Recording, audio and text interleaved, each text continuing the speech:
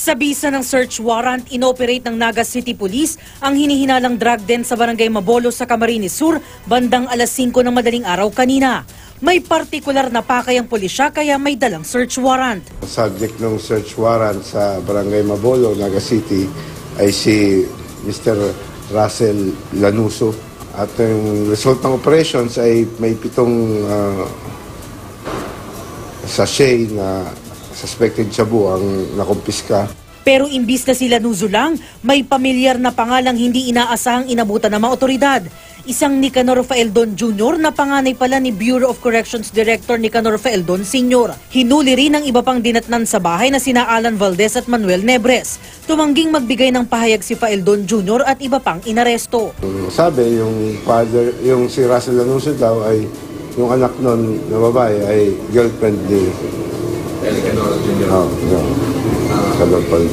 Isasalang nasa inquest ang mga naaresto. Nakasuhan natin silang visiting ang drug den, separate yung kung using kung mag-positive sila sa drug test. Si Russell Lanuso, kasuhan namin ng illegal possession.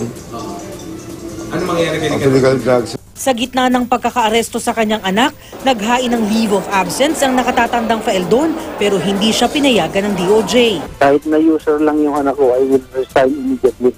Once that information becomes conclusive. I have no intention of helping him.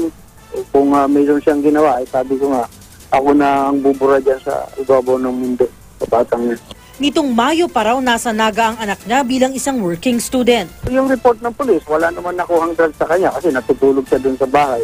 Tiniyak ng palasyo na walang magaganap na whitewash sa investigasyon. How is the palace taking that offer?